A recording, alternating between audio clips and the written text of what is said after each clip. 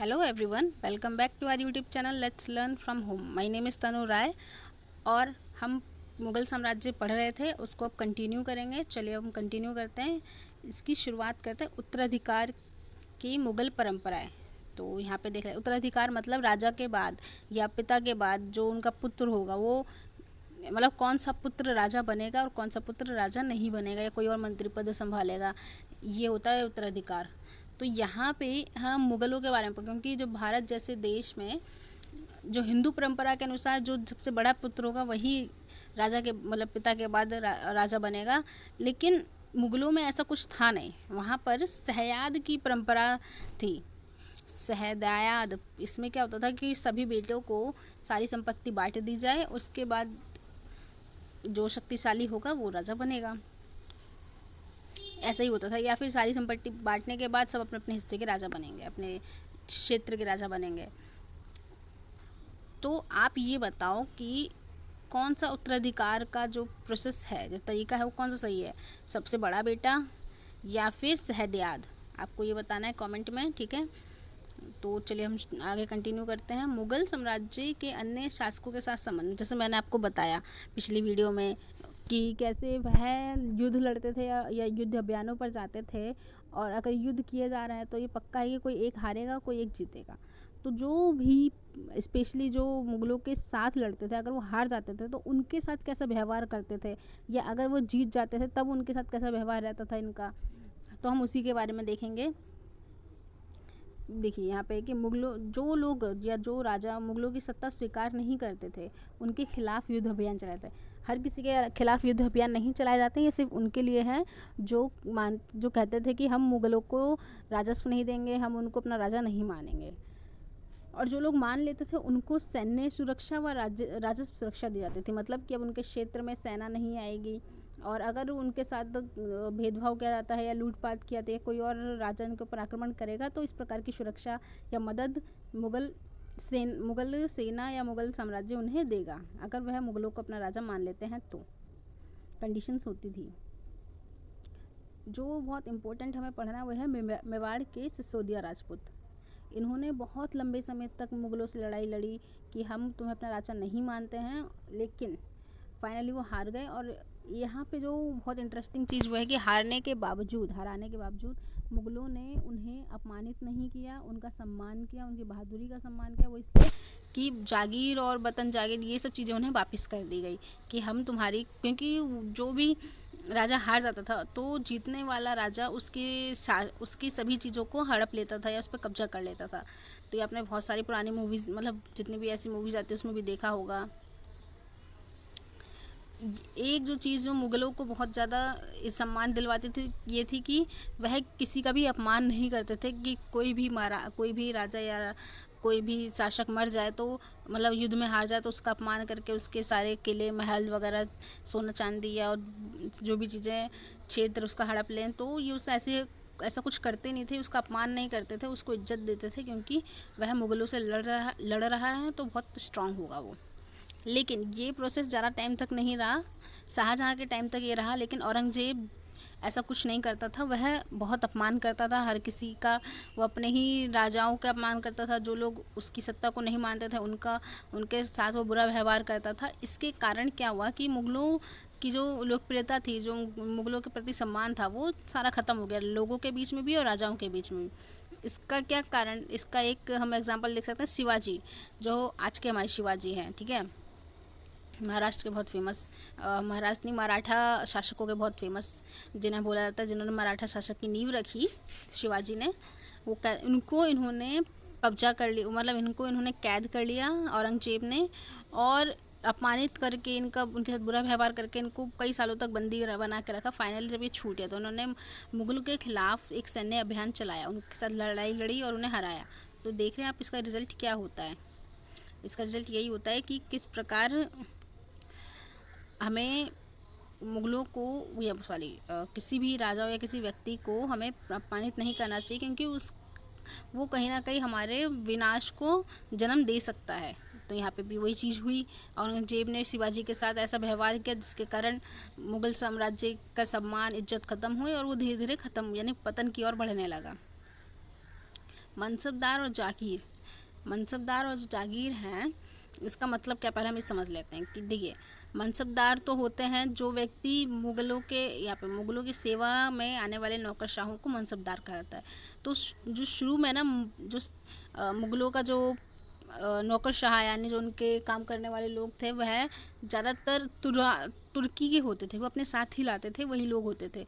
लेकिन बाद में करीब अकबर के समय तक इन्होंने ईरानियों को, भारतीय, मुसलमान, अफ़गान, राजपूत, मराठा, इन सबको अपने प्रशासन में हिस्सा दिया ताकि आप लोग भी काम करें, आप हमारे साथ काम करें, क्योंकि हमने आपका क्षेत्र जीता है। तो इससे इनकी जो लोकप्रियता थी, इज्जत थी, वो बढ़ गई थी। और ये है सैन्य अभियान। ये देखिए, मैंने आपको जो बताया सैन्य अभियान, ये कहाँ से कहाँ तक मुग़लों का शासन रहा है। ये उसका मुग़लों का शासन इस श्रीनगर यानी कश्मीर से लेकर कर्नाटक यानी कि गोलकुंडा तक रहा है। और ये टाइम पीरियड है कि किस किस समय उन्होंने कौन सा सैन्य अभियान चलाया और कैसे वो अपने आप को मजबूत कर पाए। जैसे कि कश्मीर में 1586 में थे, ठीक है, लेकिन उससे पहले वो चित्तौड़ को जीत चुके थे, गुजरात को जीत चुके थे ये, और फिर वो रणथंबोर, मतलब पहले उन्होंने इस एरिया को जीता, ठीक है, फिर वो कश्मीर की तरफ बढ़े और फिर वो नीचे की तरफ बढ़ते रहे। तो इस प्रकार उन्होंने ऑलमोस्ट पूरे भारत पर ही, क्योंकि ये हमारा भारत का क्षेत्र है, ये आप ऑरेंज पार्ट जो देख रहे हैं, ये पूरा ही मुग़ल का क्षेत्र है कि मुग़लों ने कहाँ तक आपको मजबूत कर रखा था। ये अकबर का शासन दिखा रहा है, आपको याद रखना होगा, ये सिर्फ अकबर का स्पेशली शासन दिखाया है कि उसके समय में ये कितना ज़्यादा बढ़ चुका था, ठीक है। आपको ये याद करने की ज़रूरत है, पेपर में क्वेश्चन पूछा जा सकता है। अब है श्रेणी व्यवस्था की शुरुआत। श्रेणी व्यवस्था मतलब कि देखिए, 3 श्रेणियाँ थी, पद, वेतन और सैन्य उत्तरदायित्व, कि पद किसे मिलेगा, फिर उसका वेतन क्या होगा और वो उसको सैन्य उत्तरदायित्व किस प्रकार का मिलेगा। तो पद और वेतन का जो निर्धारण होता है कि जात की संख्या कितनी होगी। जात मतलब जो व्यक्ति है, जो ग्रुप है, उसके उस ग्रुप के व्यक्ति बोल सकते हैं ए ग्रुप है, ठीक है, 4 ग्रुप हैं, ABCD। तो इन चारों में से किसके ज़्यादा लोग आएंगे सेना में। तो अगर ए के 50 आ रहे हैं, बी के 25 आ रहे हैं, सी के भी 25 हैं, लेकिन डी ने 100 लोग भेजे, तो इनकी इनका जो वेतन है ये सबसे ज़्यादा होगा। उसके बाद इसका वेतन सबसे ज़्यादा होगा, फिर इन दोनों का वेतन सबसे ज़्यादा। क्यों? क्योंकि इसके 100 लोग हैं तो इनका वेतन भी ज़्यादा इनको मिलेगा, इसके सिर्फ 50 लोग हैं तो इसका कम मिलेगा। तो ऐसे ही इन संख्याओं पर ही निर्भर करता था कि किसको कितना वेतन मिलेगा। सैन्य उत्तरदायित्व उन लोगों को दिया जाता था जो उनके मनसबदार होते थे। वह उनको घुड़सवार भी रखना अनिवार्य होता था, प्लस उनको अपने सैनिक जो अपनी मदद के लिए वो सैन्य अभियान जहाँ पे युद्ध वगैरह के लिए वो जाते थे, तो वहाँ के लिए सैनिकों को रखते थे, घोड़े को रखते थे, तो उनको वह पंजीकृत करवाते थे, ताकि उन्हें, अगर वो पंजीकृत नहीं करवाएंगे तो उन्हें वेतन नहीं मिलेगा। ये एक भ्रष्टाचार को ख़त्म करने का एक तरीका भी था। फिर आए जागीर क्या होती थी। जागीर वह होती थी, आपने चैप्टर 3 में एकता प्रणाली सुनी मतलब पढ़ी होगी, है ना। तो इसी प्रकार जागीर प्रथा भी थी। यहाँ पे जो मनसबदार था उन्हें वेतन के रूप में भूमि मिलती थी, लेकिन ये लोग एकताओं की तरह रहते नहीं थे, ठीक है। वह लोग इस पर प्रशासन करते थे यहाँ के, और इससे जो वो लोग राजस्व कमाते थे या इकट्ठा करते थे वह अपने सैनिकों को देते थे। ये थी जागीर प्रथा।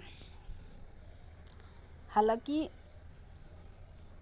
मनसबदारों की वेतन व्यवस्था अकबर के समय के बाद बहुत ज़्यादा कम होती गई। लोगों के बीच में मनसबदार बनने का कोई ज़्यादा कुछ खुशी उन्हें रही नहीं, ठीक है। तो इसके कारण उन्हें वेतन तो कम मिलता था, लेकिन जो उन्हें जागीर मिलती थी वह उन जागीरों से ही अपनी ज़्यादा से ज़्यादा राजस्व कलेक्ट करके अपने वेतन को मजबूत करते थे, जो कि भ्रष्टाचार को ही दिखा रहा है कि कैसे अकबर के समय में नीतियाँ, प्रशासन सब कुछ ख़त्म होने लगा था। अब है जब्त और ज़मींदार। तो देखिए, जब हमारा जो मुग़ल साम्राज्य अपना शासन चलाता था, उसका जो मेन जो उसका पैसा या उसका धन आता था वो आता था किसानों से, ठीक है। तो वो उससे जो राजस्व प्राप्त करता था, क्योंकि भारत में किसानों की संख्या ज़्यादा है। राजा तो 10, 12, 20 हो सकता है, लेकिन किसान 10, 12, 20 नहीं होता ना, वो तो लाखों करोड़ों होते हैं। इसलिए वह उनसे अपनी राजस्व प्राप्त करके अपना शासन चलाता था, अपने सैनिक वगैरह सब जो रखता था। ज़मींदार कौन थे? ज़मींदार जो गांव के अमीर और संपन्न किसान होते थे, बहुत ज़्यादा अमीर, जिन पर बहुत सारी भूमि ही होती थी, वो सब जमींदार कहलाते थे। नगद फसल पर कर प्राप्त किया जाता था। नकद फसल का मतलब होता है वह फसलें जिसे हम व्यापार के लिए उगाएं, जैसे कि गन्ना उगा दिया, मक्का उगा दिया, तो इन्हें बाजार में बेचा जा सकता है, गेहूँ, चावल, ताकि लोग इन्हें जल्दी खरीदेंगे, फिर ज़्यादा पैसे आएंगे, फिर इन्हें दोबारा उगाया जाएगा। तो ये होता है नगद फसल। जब वह चीज़ें होती हैं, जब तो वो जगह या जो ज़मीन का टुकड़ा उसे खा सकते हैं एक प्रांत में, मतलब जैसे कि आज के समय में हमारा जो भारत है उसके 28 राज्य हैं, तो अलग अलग लोगों को अलग अलग मुख्यमंत्री दिए गए, तो इसी प्रकार यहाँ पे भी सूबा या प्रांत में बांट दिया जाता था। फिर इनसे राजस्व किस प्रकार प्राप्त करना है ये सूची बनाई जाती थी कि किसको ज़्यादा राजस्व देना है, किसको कम राजस्व देना है। और सूबेदार उसे कहा जाता था जो सूबे पर प्रशासन करता था। तो आपको चीज़ें समझ में आ रही होंगी, मुझे उम्मीद है। और एक इम्पॉर्टेंट चीज़ अकबर आइनी, क्योंकि ये किताब में है इम्पॉर्टेंट में, तो आपसे क्वेश्चन पूछा जा सकता है पेपर में कि अकबर आइनी किसने लिखी है, सॉरी अकबरनामा या फिर आइन अकबरी किसने लिखी है। ये अबुल फजल द्वारा लिखी गई है किताब है जो अकबर के बारे में बताती है। ये देखिए अकबरनामा या अकबर आइन, ये उनके द्वारा लिखी गई है और यह अबुल फजल है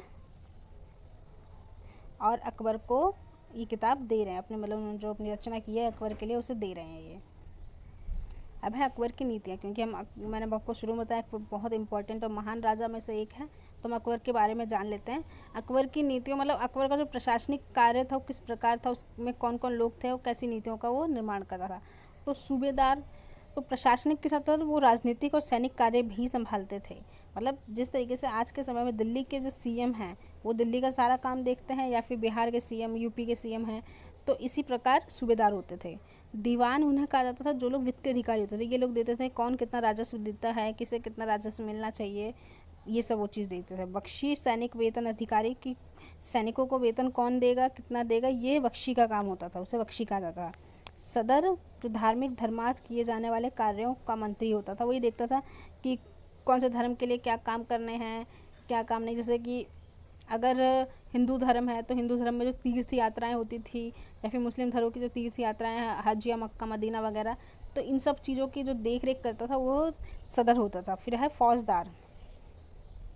फौजदार सैनिक, फौज से आप सबको समझ में आ रहा होगा, फौजदार यानी सैनिक नायक कहलाता था। कोतवाल नगर का पुलिस अधिकारी होता था। तो आप देख रहे हैं कि किस तरह की पोस्ट थी और वो किस तरह के कार्य वो लोग करते थे। यही कारण था कि अकबर का साम्राज्य या अकबर के समय में मुगल साम्राज्य बहुत स्ट्रांग भी रहा है। 17वीं शताब्दी के अंत में मुगल साम्राज्य का पतन होना शुरू हुआ, ये बात सही है। वो ज़्यादा समय तक करीब नहीं चल पाया, वो करीब 150 समय तक ही अपने आप को बना पाए, लेकिन जितने भी समय तक रहे उन्होंने कई महान कार्य किए और अकबर जैसे महान शासक अपने आप को भारत के प्रति दिखा पाए कि हम मतलब, क्योंकि जो पहले के राजा वगैरह होते थे वो भारत को कोई दूसरा देश नहीं मानते थे, वो अपना ही देश मानते थे और उस पर उसी प्रकार का वो शासन करते थे, तो उसकी डेवलपमेंट भी सोचते थे। तो इसीलिए मुगल साम्राज्य का शासन बड़ा लंबा और इम्पॉर्टेंट भी है हमारे लिए, कि उसने बहुत सारी चीज़ों का निर्माण कराया। जैसे लाल किला है, आगरा का ताजमहल है, या फिर हम बोल सकते हैं कि आगरा का लाल किला है। तो ये सब चीज़ें इम्पॉर्टेंट है, क्योंकि ऐसे किलों का निर्माण करवाते हैं जो हम आज देखने जाते हैं और कितने सुंदर होते हैं ये सब चीज़ें। इसलिए भी ये बहुत ज़्यादा इम्पॉर्टेंट है हमारे लिए मुगल साम्राज्य को पढ़ना, और उसकी नीतियाँ भी इतनी अच्छी रही हैं। एक इबादत खाना की अकबर ने स्थापना करवाई थी, जो उसमें उसका था कि जितने भी धर्म है, यानी उलेमा, ब्राह्मण, जेसुइट, पादरी, ये सब जितने भी धर्म हैं सब एक साथ मिलकर चर्चा करेंगे कि सबको मिलकर क्या कार्य करना चाहिए जो सबके लिए बराबर हो। तो ये सब लोग आपस में मिलकर ही इस प्रकार का डिस्कशन करते थे।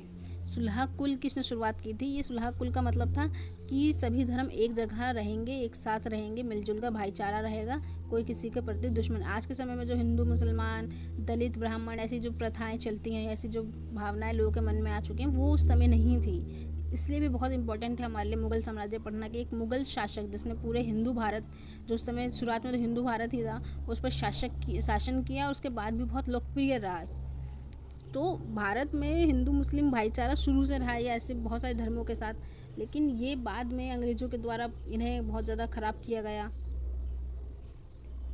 लेकिन जैसे कि इतने सारे चीज़ों के बाद मैंने आपको बताया था कि कैसे शाहजहाँ तक तो ठीक ठाक इनका शासन चला, लेकिन औरंगजेब के टाइम पर उसकी नीतियों के कारण मुग़ल साम्राज्य के प्रति लोगों के मन में नफ़रत आने लगी, और इसका हम देखें कि वो बिखरने लगा, बहुत ज़्यादा वो बिखरने लगा, या फिर वो ख़त्म होने की कगार पे आ चुका था। किसान विद्रोह कर देते थे, राजा विद्रोह कर देते थे, इसी कारण वह कमज़ोर हो गया, और सब ने जो सूबेदार होते थे उन्होंने अपने आप को एक नए राजा के रूप में लोगों के आगे सामने लाया कि हम अब नए राजा हैं, मुग़ल साम्राज्य से हमारा कोई वास्ता नहीं है। तो ये चीज़ हमने देखी मुग़ल साम्राज्य के बारे में, और हमने पढ़ा कि वो कितना इम्पॉर्टेंट है और कितना महान एक साम्राज्य के रूप में रहा है, उसने कितना भारत के लिए कुछ किया है। अब हम नेक्स्ट चैप्टर में देखेंगे कि हम किसके बारे में पढ़ेंगे, लेकिन उससे पहले मेरी आपसे रिक्वेस्ट है कि आपको सारे जितने चैप्टर्स अभी तक मैं पढ़ा चुकी हूँ आपको उनका रिवीजन करना है, ताकि आपको चीज़ें एग्ज़ाम्स के पॉइंट ऑफ व्यू से याद हो जाएं। और अब नेक्स्ट चैप्टर में हम मिलेंगे, लेकिन उससे पहले आप वीडियो को लाइक करें, कमेंट करें, एंड प्लीज़ शेयर ज़रूर करें अपने क्लासमेट्स के साथ, अपने दोस्तों के साथ, और चैनल को सब्सक्राइब करना ना भूलें, और बेल आइकन को प्लीज़ ज़रूर प्रेस करें। तो मिलते हैं नेक्स्ट वीडियो में। Thank you.